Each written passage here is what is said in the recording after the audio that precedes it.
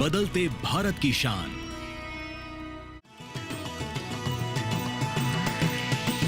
DD किसान, बदलते भारत की शान।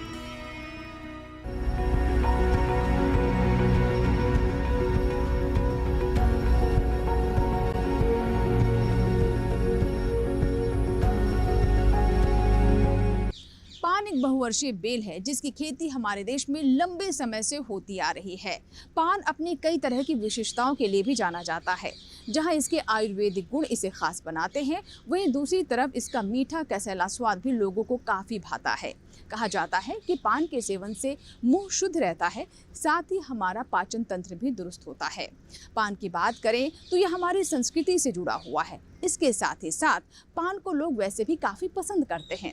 साथ ही आपको ये भी बता दें कि हमारे किसान भी इसकी व्यवसायिक खेती कर अच्छा लाभ कमा सकते हैं। आखिर कैसे करें पान की खेती, कौन कौन सी वैज्ञानिक विधि है जिसे हमारे किसान अपना सकते हैं और कैसे बाजार तक अपनी पहुंच को और बेहतर कर सकते हैं।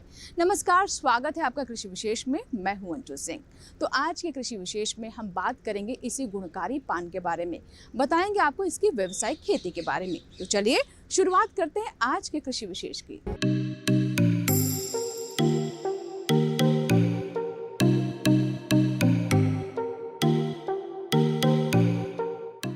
ओ खई के पान बनारस वाला।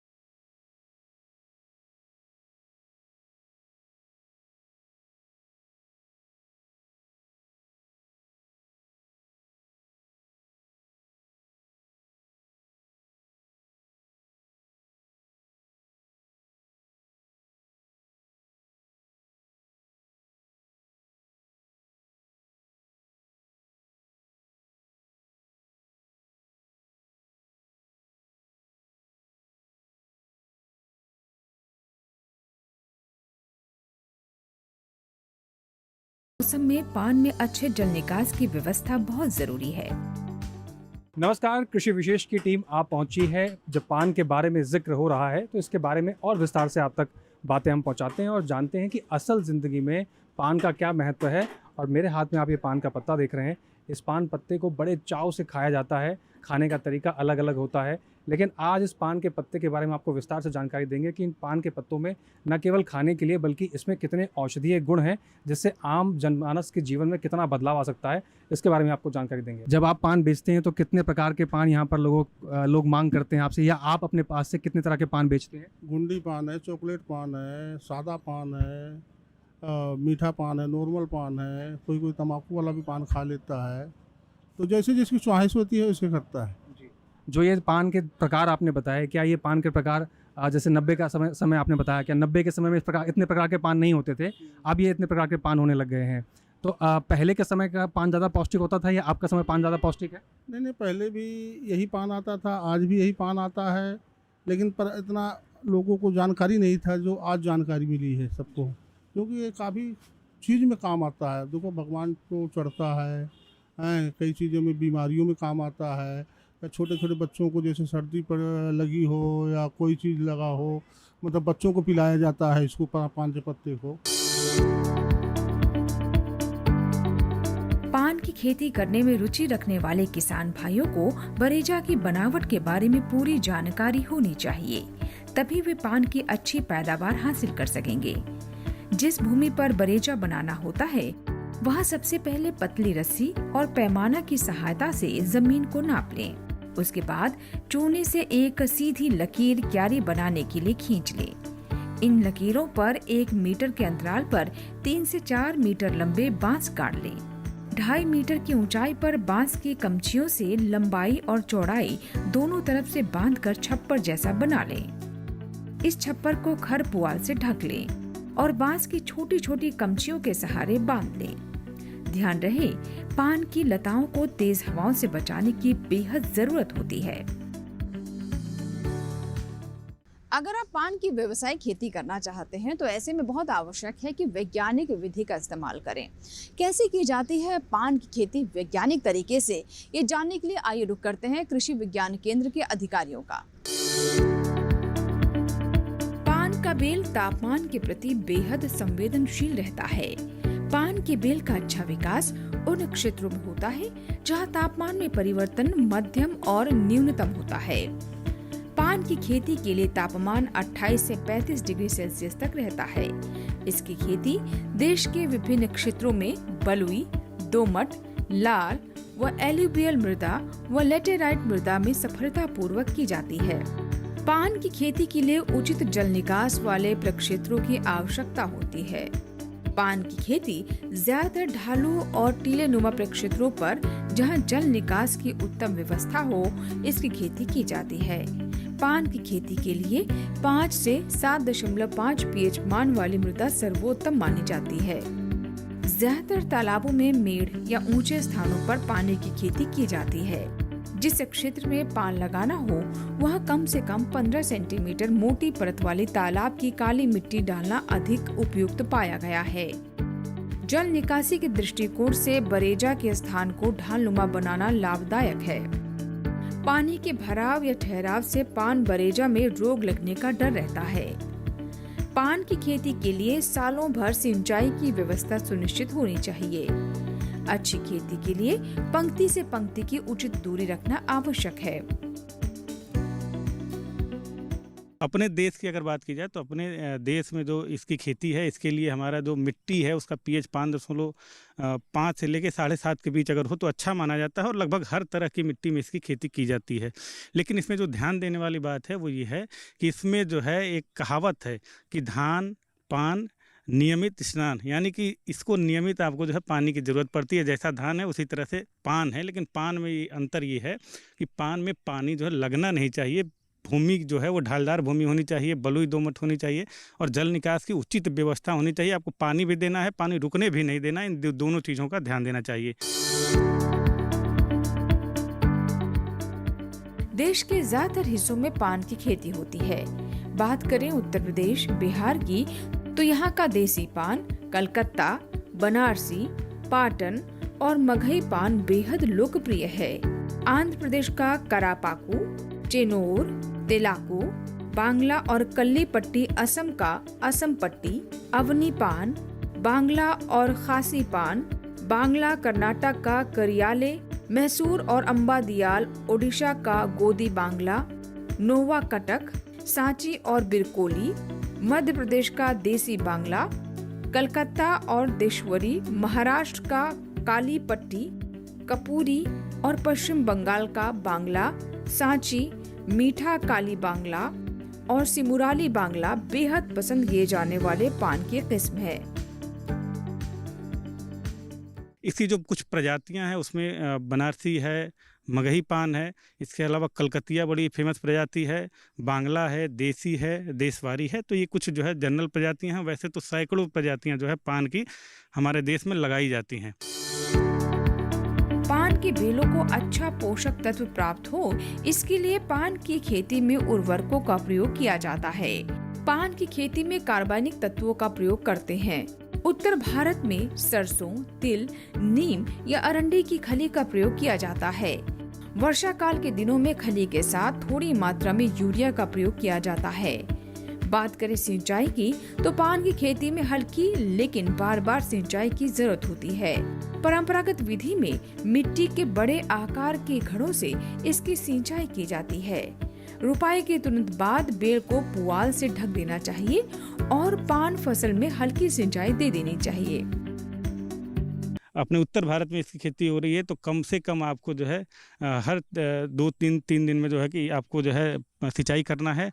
लेकिन अगर आपने पौधा जल्दी ही लगाया है अपने खेत में, तो उसमें आपको हर एक दिन में कम से कम 3 बार सिंचाई करने की ज़रूरत पड़ेगी। उर्वरक प्रबंधन में कम से कम आपको जो है 10 टन गोबर की खाद प्रति हेक्टेयर की दर से खेत की तैयारी के समय डाल लें।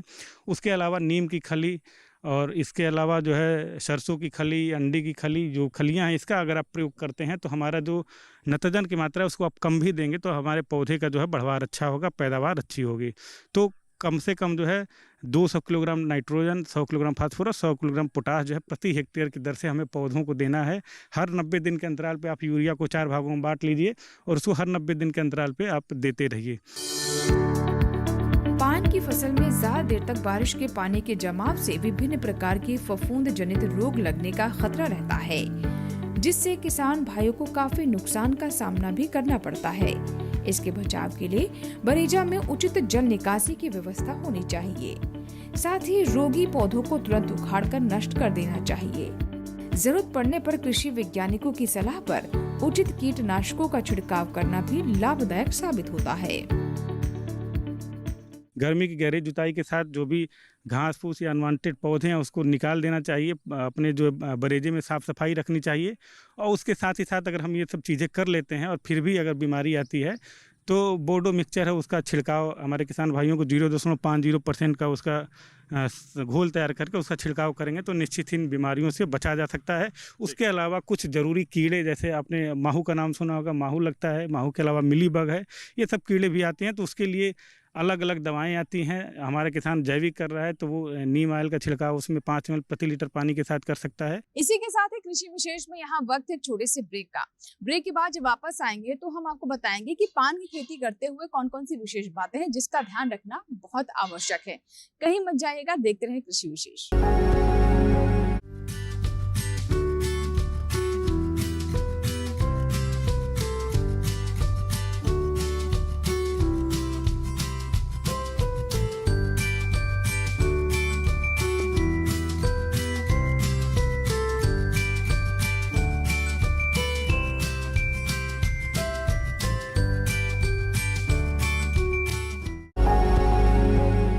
इस्तेमाल सदियों से होता आ रहा है। खास तौर पर ये अपनी आयुर्वेदिक गुणों की वजह से काफी लोकप्रिय है। आइए जानते हैं कि कैसे पान के विभिन्न फायदों के चलते आज भी ये लोकप्रिय बना हुआ है। पान अपने औषधीय गुणों के कारण पौराणिक काल से ही इस्तेमाल होता रहा है। आयुर्वेद के अनुसार पान गले की खराश एवं खिचखिच को मिटाता है।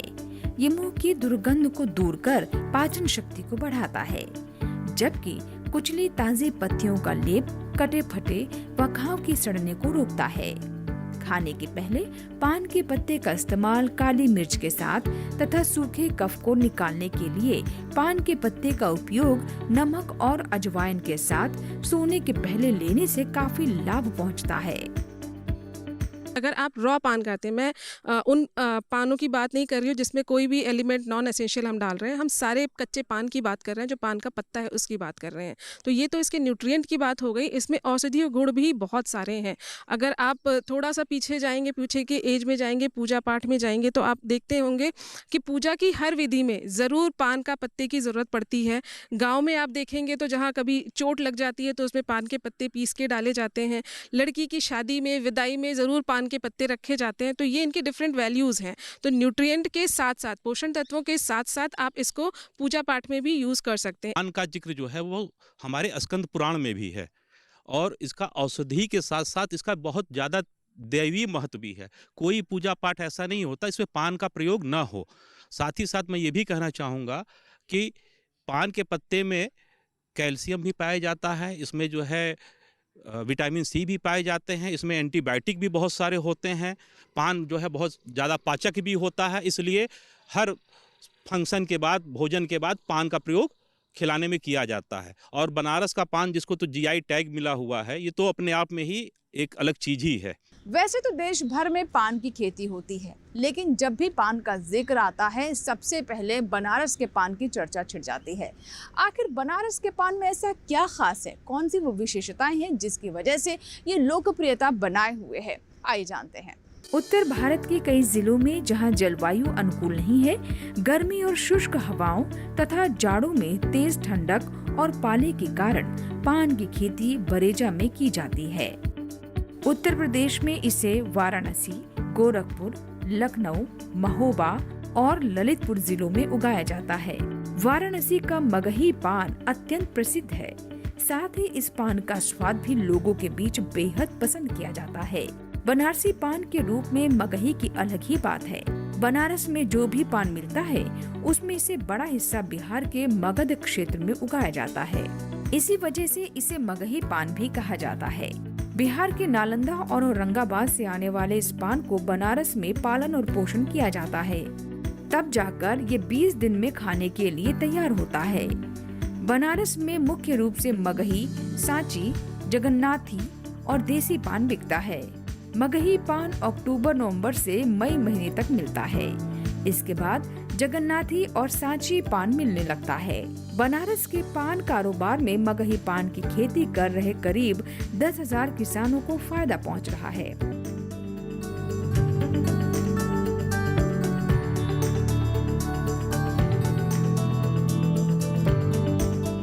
स्पेशली पान का जो यहाँ पर ज़्यादा फेमस है वो बीड़े के कारण। जब पान का बीड़ा जो लगाते हैं उसमें क्या क्या चीज़ें पड़नी चाहिए, किस तरीके का सेंट पड़ना चाहिए, किस तरीके का कत्था पड़ना चाहिए, किस तरीके का तंबाकू पड़ना चाहिए, किस तरीके का और जो है पान में मसाला पड़ते हैं, उस तरीके से स्पेशली आप कहें तो यहाँ पे पान अगर बनारस में आपको 5 रुपए के पान से लेकर के 500 रुपए तक का पान मिलता है। तो उस तरीके की उसका बीड़ा लगाया जाता है। तो स्पेशली जो बीड़ा लगाने का काम है वो बनारस ने बखूबी किया है। और इसीलिए आज देखें तो जो जीआई टैगिंग बनारस को है वो पान मेकिंग की है, न कि पान प्रोडक्शन का है। किसी भी फसल की तरह ही पान की फसल को भी विशेष देखरेख की आवश्यकता होती है। खास तौर पर तुड़ाई के बाद उसका भंडारण किस प्रकार करें और इसके साथ ही साथ कैसे पैकेजिंग और ग्रेडिंग का ध्यान रख हमारे किसान बाजार में पान के अच्छे भाव प्राप्त कर सकते हैं।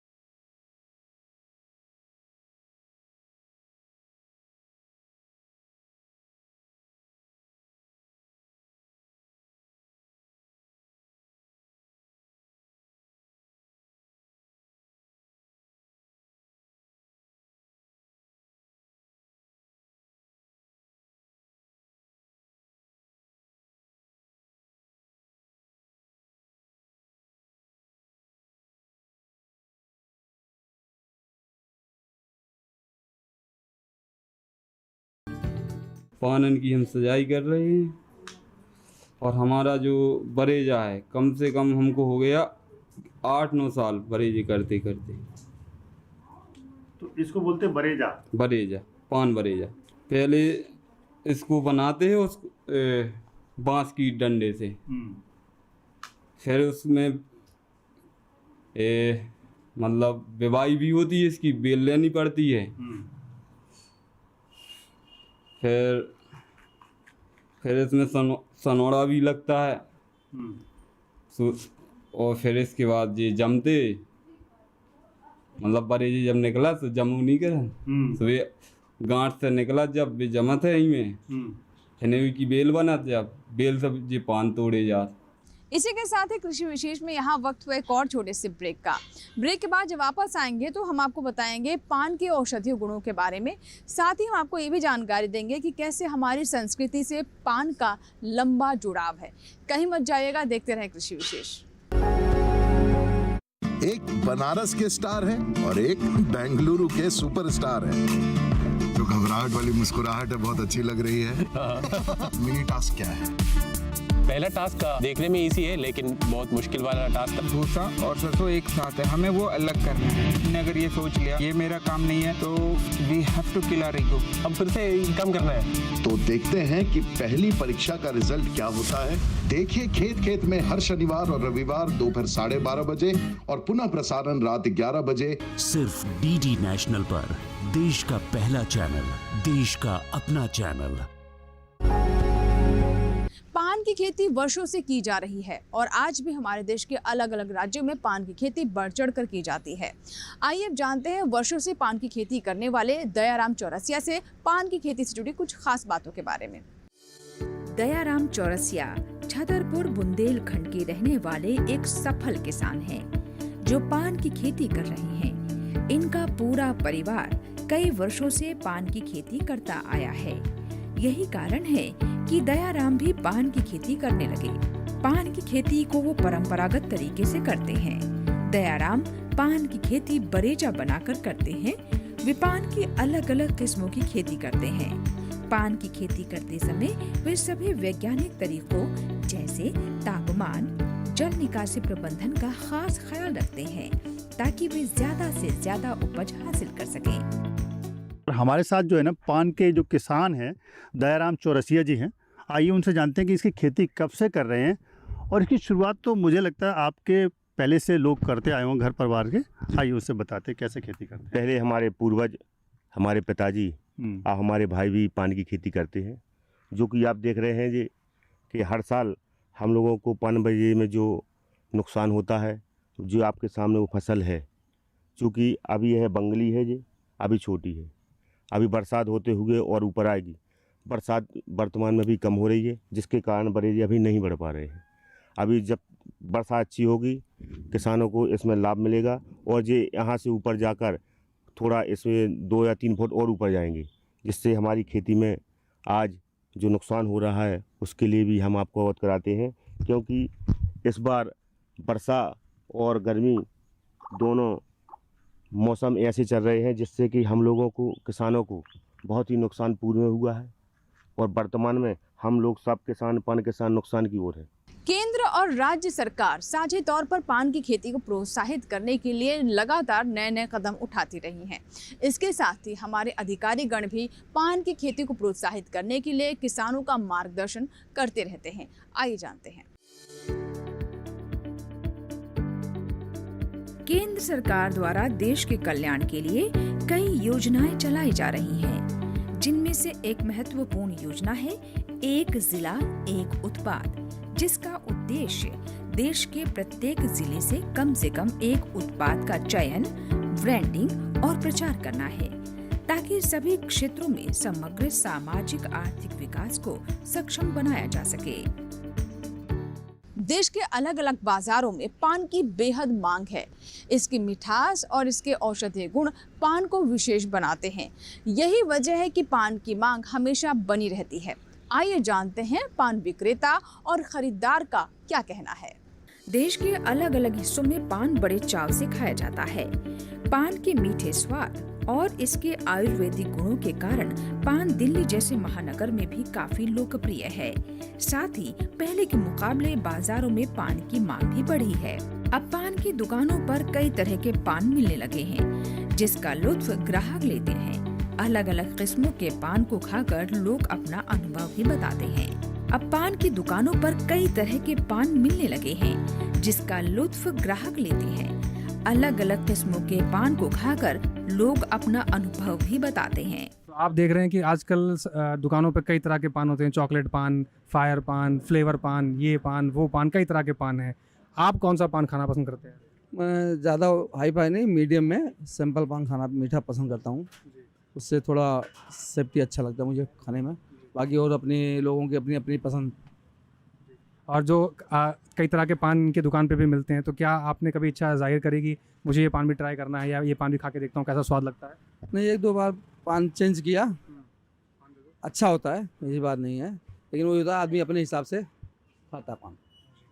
और आप कब से पान खा रहे हैं? सन 2000 से? हाँ जी, 2000 से। कभी आपको किसी ने रोका नहीं, किसी ने टोका नहीं कि पान मत खाइए? नहीं, रोकने वाले तो कोई होता है, फैमिली मत खाओ या यार दोस्त मत खाओ या बुजुर्ग लोग, जो चीज़ हो जाता है अच्छा लगता है तो आदमी खा ही लेता है, कितना भी चाहे चोरी से खा ले। कुल मिलाकर ये पूछा जाए कि पान खाने से कोई नुकसान है कि नहीं, तो आप क्या कहेंगे?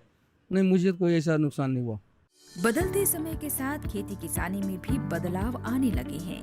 किसान अब अपनी परंपरागत खेती छोड़ उद्यानिकी से जुड़ने लगे हैं। सरकार भी इनकी मदद के लिए कई योजनाएं लाकर किसान भाइयों की मदद कर रही है। उद्यान विभाग पान की खेती करने वाले किसानों को अनुदान दे रहा है ताकि पान की खेती कर रहे किसानों को आर्थिक रूप से मजबूती मिल सके। साथ ही कृषि विश्वविद्यालयों के वैज्ञानिकों और कृषि विज्ञान केंद्रों से मिल रहे सहयोग से पान के किसान आने वाले समय में निश्चित ही लाभान्वित होंगे। तो ये था हमारा आज का कृषि विशेष, जिसमें हमने आपको पान की व्यावसायिक खेती से जुड़ी तमाम जानकारियां दी। हमने आपको ये भी बताया कि कैसे हमारे किसान वैज्ञानिक विधि से पान की खेती कर सकते हैं और कौन सी अच्छी किस्मों का चुनाव कर वो ज़्यादा से ज़्यादा लाभ ले सकते हैं। हमें पूरी उम्मीद है कि आज का कृषि विशेष आपको ज़रूर पसंद आया होगा। अगर आपके कोई सुझाव है, कोई फीडबैक है, तो आप हमें ईमेल कर सकते हैं, हमें पत्र भी लिख सकते हैं। हमारा ईमेल ID है ddkrishivishesh@gmail.com। पत्र लिखने के लिए हमारा पता नोट कर ले। हमारा पता है कृषि विशेष, कमरा number 59A, CPC, Doordarshan, Khelgaon, नई दिल्ली 110049। आपकी ईमेल से आपके पत्रों का हमें इंतज़ार रहता है। आपके सुझाव हमें कृषि विशेष को और बेहतर करने में मदद करते हैं। अगर आप चाहते हैं किसी विषय पर हम कृषि विशेष लेकर आएँ, तो इसकी जानकारी भी आप हमें ईमेल कर या फिर पत्र लिखकर दे सकते हैं। कृषि विशेष के एक नए अंक में एक नए विषय के साथ फिर होगी आपसे मुलाकात। तब तक आप बने रहें दूरदर्शन किसान के साथ। नमस्कार।